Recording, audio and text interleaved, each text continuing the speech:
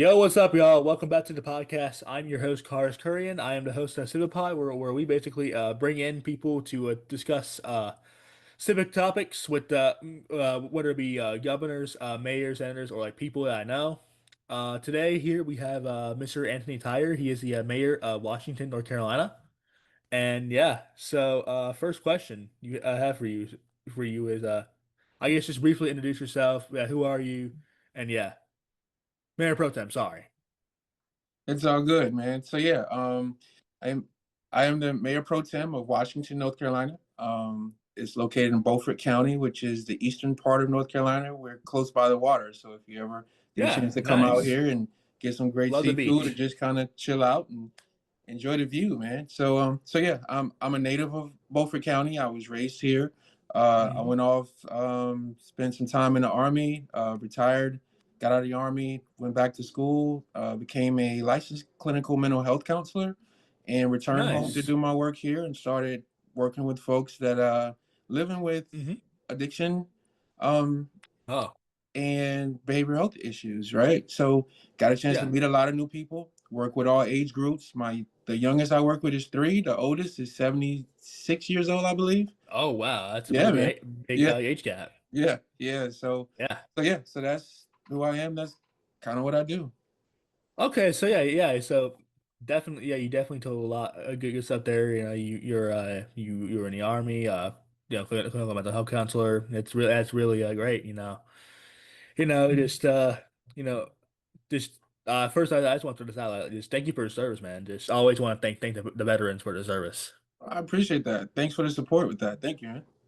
Yeah, and I also is really appreciate your commitment to like mental health because as someone who's like youth myself, I have some mental health issues and it's definitely very good that we have someone who's fighting for people's mental health, Yeah, especially in all ages. I think that's really powerful, man. Just to be able to Yeah, speak to your own space and say, sometimes I deal with my stuff too. I think that's very powerful, man. So cool deal there. so a lot of people have a lot of people in the military they become politicians like Eisenhower. He was a military general and then World War II, and then he became president. So kind of similar with you. You were in the army, and now you're the mayor pro tem of Washington, North Carolina. So Mhm. first question for you here is how is it that you became like interested in and like involved in politics? I've always been interested in change. Um, Yeah. you know, there's Hmm. there's a certain level of work that's required there, but I've also been interested in seeing my work kind of move towards changing just different situations, and not just for me, but for other people. So at the end of the Oh day, it's yeah. like, well, why not go this route? So I decided to run for office, and I got in, and that enabled me to one learn some more to kind of educate myself on how things work on that side of the house, and kind of use what Hmm. I feel like would be necessary to help people, and work towards policy changing and understanding and educating everyone too, including myself.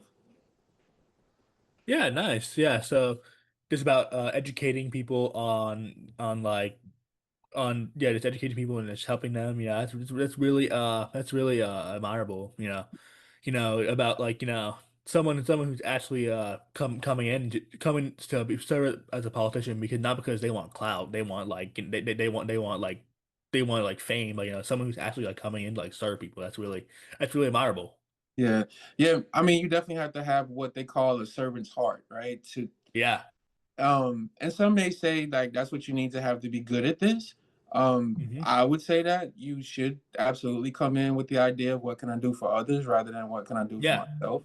Hmm. And I mean that way you just are allowed to educate yourself on so many different avenues of approach, so many different things that are available to people. And Yeah. yeah, Yeah. it's cool. Yeah. So just going off of that, I know you've had like you're talking about your background in service and all that stuff, kind of going off of that, what are some like the most pivotal moments of your life? I know you're going from politician to a person in the army to a mental health counselor. So like, what would you say like what kind of brought you there? Like like what are some like one of the most like similar like the most like pivotal moments of your life? Man, I'd have to say, like, throughout my career, man, I've always Yeah. had someone who just kind of took an interest in me. Nice. And when they took that interest in me, they always met me where I was, no matter if I was just kind of going in the wrong direction or the right direction or what have you. They just always took an interest in me, and I was always taught to Yeah. listen, and just learn how to take guidance, man. So I've had a lot of leaders that I've looked up to throughout my entire time, just kind of moving along throughout the army. I had several jobs in the army. I started out as a cook because I was in the reserves first, and then I Oh went from yeah. that to I did networking and switching. So I was part of the whole communications commo field in the army, and then I ended up retiring as an MP. But I wasn't a road MP. I did corrections, so I worked in prison settings, in detainee operations settings. Um, so with every step I've taken throughout the years, I've always had Yeah. some leader that just kind of came in and would just kind of get me together, I guess you could say, to kind of snatch me up and say, "Hey, man, Hmm. I think you can do better than what you're doing.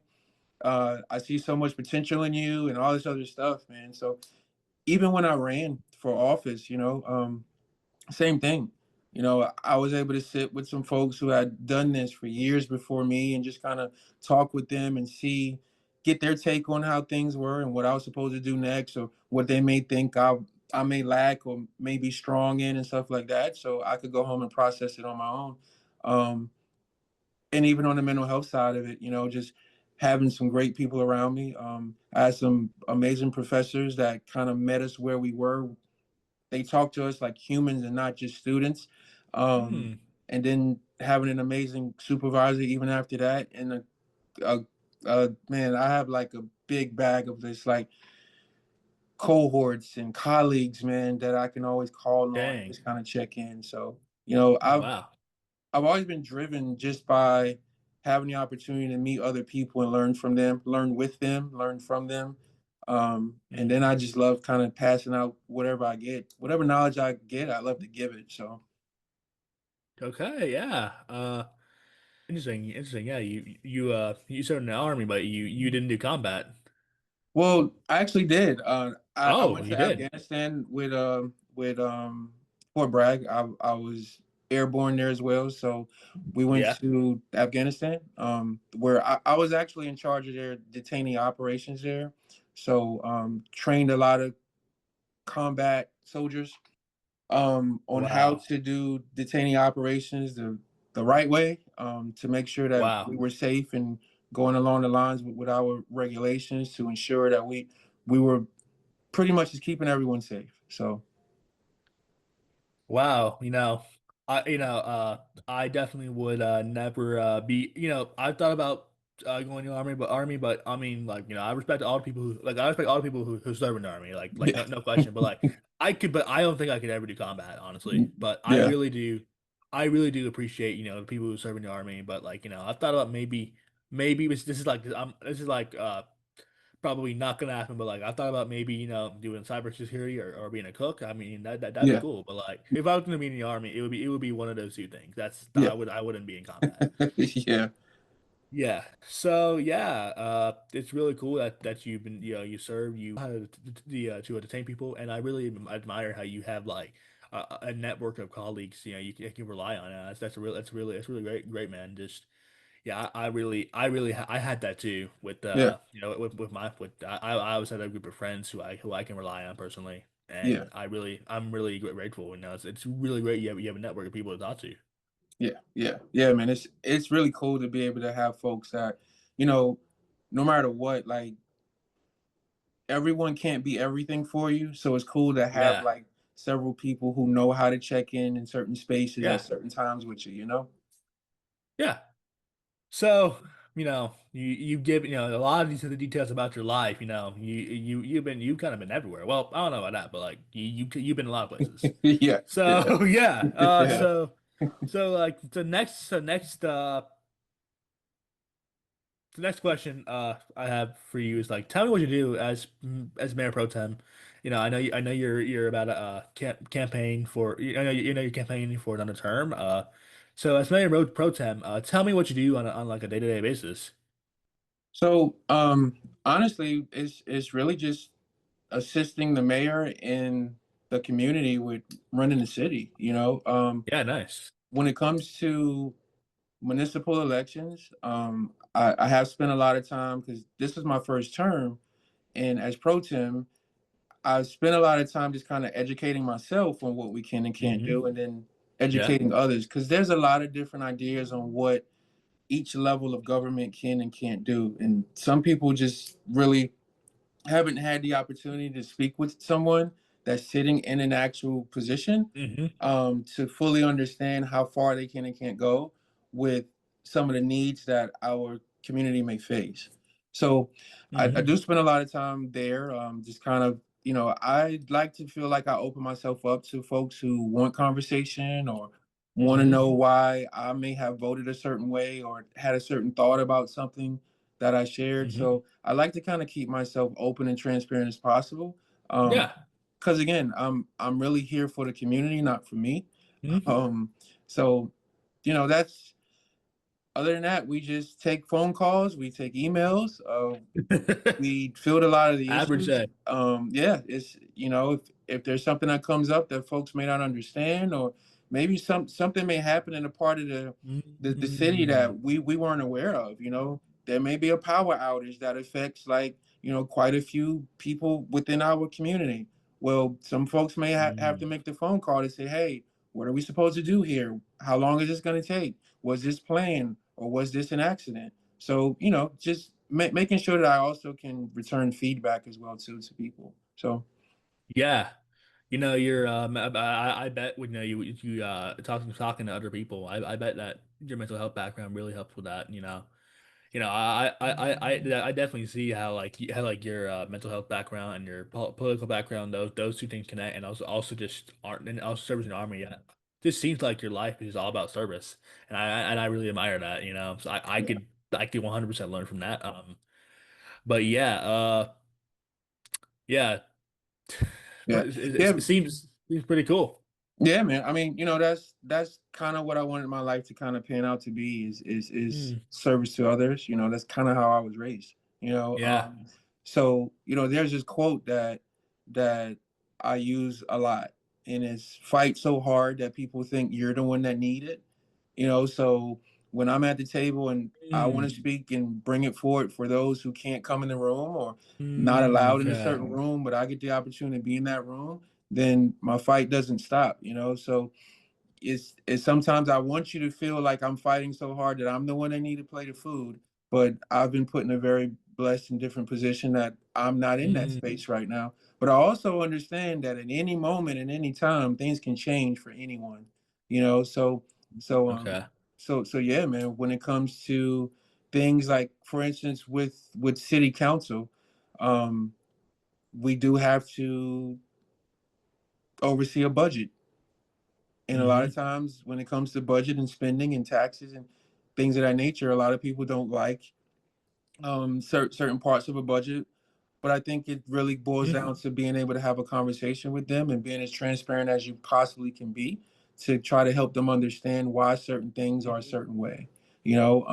And sometimes that does get into a space where the conversation can lead to a point where some may feel like if Yeah. there's something there specifically for housing, they may feel like I'm Hmm. fighting so hard that Mm, does he have a house to live in or is he fighting for himself right now or what? But that's when I feel like I'm really getting a point across where you can really yeah. advocate and step in there for folks who can't bring their voice to the room, so they send you to do it for them. Yeah, I mean that's why we call like that's why we call representative. It's not like I just want power, I just want clout. It's like you're supposed to represent the people. You're not representing Right. yourself. So Right. yeah. Absolutely. Absolutely, man. So kind of just going on this. So is there anyone in particular you admire and why? It can be a politician, your friend, anything. So it's just anyone you admire. Like feel free to share Yeah. if you're willing.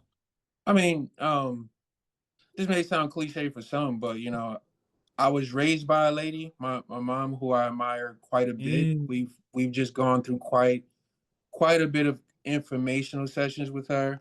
Um, yeah.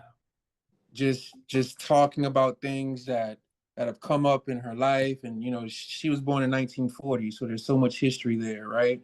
Um, but her to, I've kind of spoke about a lot of my leadership when I was in the military, just how a lot of them had so much senior leadership compared to me at the time, but how they still took the Hmm. time out to kind of help and grab me up and just kind of shape and mold me, man. To I've had some great supervisors since I've been in the behavioral health field.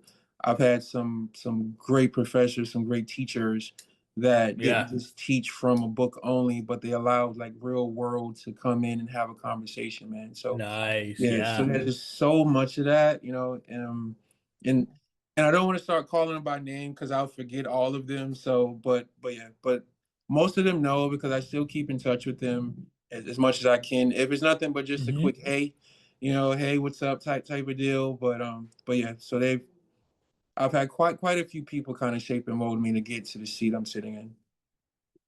Yeah, that's really impactful and powerful. Yeah, it's just yeah, I definitely have had those type of people in my school. Yeah, I've had those mentor figures in my school, and I really appreciated them.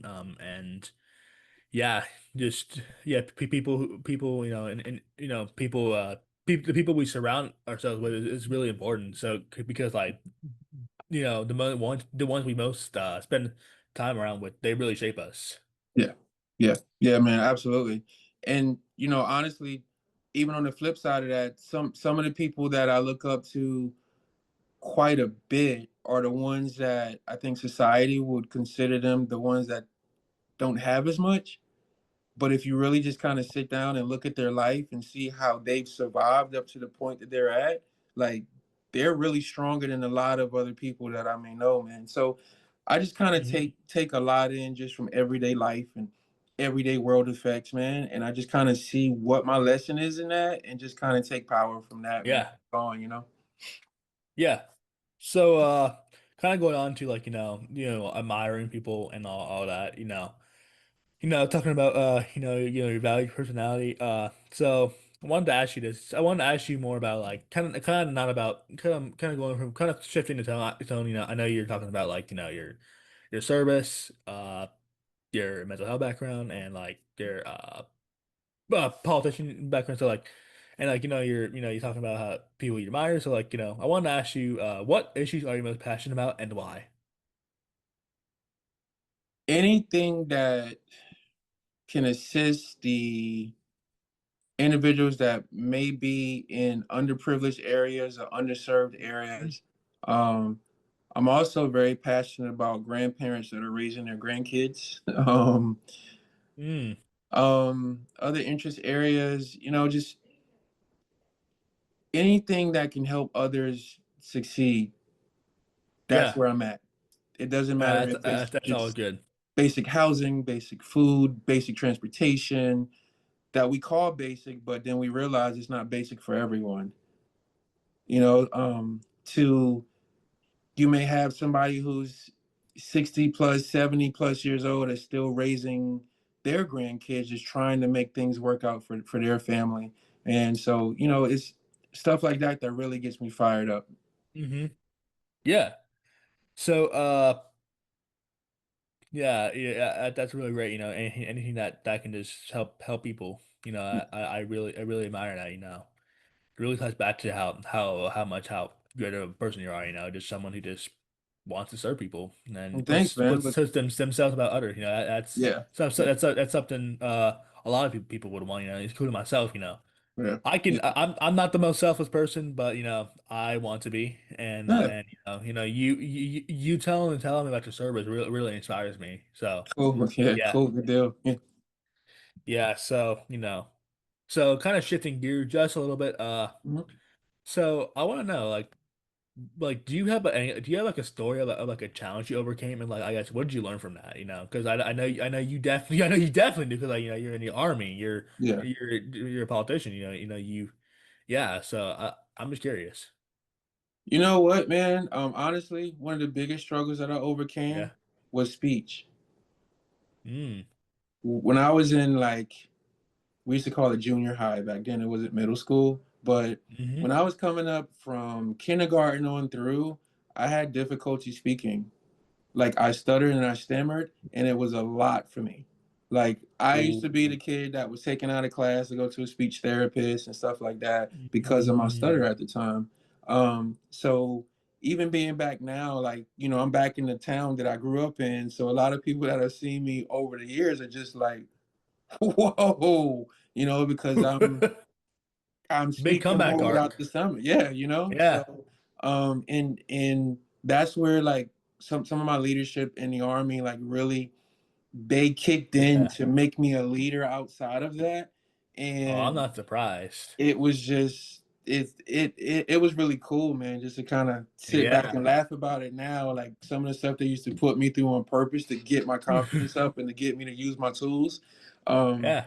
so yeah, man. I mean, to even now just being able to speak on stage and present to crowds and have conversations that some people don't even understand, like how difficult it can be sometimes just to answer the phone if you struggle with that. So like to be able to go that route now, man, like that's probably my biggest piece that I would say I ever had to overcome.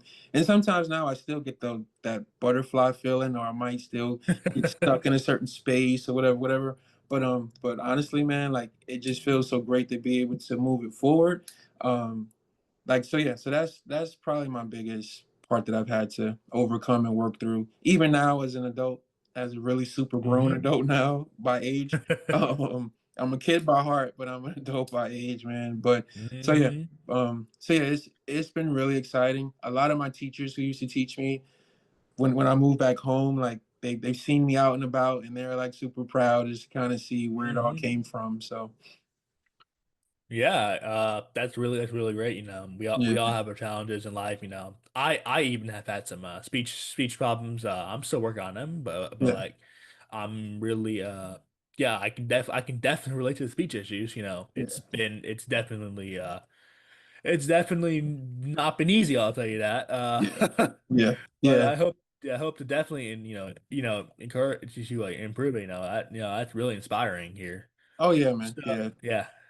So yeah. just to kind of wrap this up, but Mhm, I wanted to briefly talk about I guess civic engagement in youth, which is what CiviPod and ultimately CiviCraft is about. mhm, So we see our society today. I mean, like I personally, it's like first thing I want to ask you is, what do you think about like are what do you think about the youth today in your hometown and I mhm. guess in the world in general about how they approach like about civic engagement and like do they approach it enough or like do you think they don't really care and like yeah so I'll start with that one. I think it's kind of a mixed bag, man. I think, I think you don't care until you understand what you have to care about. Mm, Because I didn't grow up in that's this really space good. thinking that I needed to know all of this, the different branches of government, what they did, what they didn't do. I was a kid. I'm like, okay, fine. There's a bunch of people up there doing what they do. It's fine. All right. But eventually, as you grow and you kind of mature in certain spaces, you start understanding a little bit more. But then you have to really Hmm. put your mind to it to kind of learn quicker if you didn't learn it when you were supposed to. Right. So Hmm. I definitely think, just kind of also where you were going with it too. Like, I don't think the youth are involved enough, but I Hmm. think it comes when you start understanding what your purpose is to be involved. Because Yeah. one thing I do feel about our youth these days, like, it's a mixed bag. I love how free, like, even with you right now, with you know, you have the channel, you have the conversation Yeah. going, you have all those pieces Hmm. going. We didn't have that when we were younger. So for you to have so much access to different people and be able to just kind of shape and mold who you are through Yeah. conversation and through Yeah. presentation, like that is Hmm. really cool. You know, I Yeah. think for others, it's having to get the education to also understand what you're doing. It takes more than just you saying, "Hey, I'm just going to start this up and press a button." There's so Hmm. much more preparation and planning that you go through that I don't think all of the youth quite understand just yet. And it's kind of the same thing when it comes to civic engagement. There's more preparation Hmm. and planning you have to do than just having an issue with something. Hmm. Yeah. So yeah, I definitely would agree. Some people some people may be engaged in a sense, but like probably yeah, I agree. They're probably not. They're not engaged enough, which Yeah. it's really important for them to be engaged because like our generation is like the future of society. So then they need to know how society works. Right. Yeah. Yeah. Yeah. Yeah, And I think we also have a duty as well too, man, to open that door and allow that exactly. to Yeah, happen, or be able exactly. to listen to, because what you may think and feel and see, I Yeah. may not can correlate to that exactly, but you still have a Hmm. message there. So I think a lot of us who are sitting in certain positions have to have the ability to get out of our way and Yeah. understand like what you just presented has meaning to it as well. It may not come off exactly like we're used to it coming off, or it may not read the way that we're used to reading it, but it doesn't mean that it doesn't have value. So Yeah. instead of shrinking the ability for people to get active and get engaged and making it even a smaller window of time to do that, I think we need to flip that around and open it wider with understanding there. So Yeah. Yeah, so I think this is perfect for our final question of this. So, you kind of dive into this with your answer.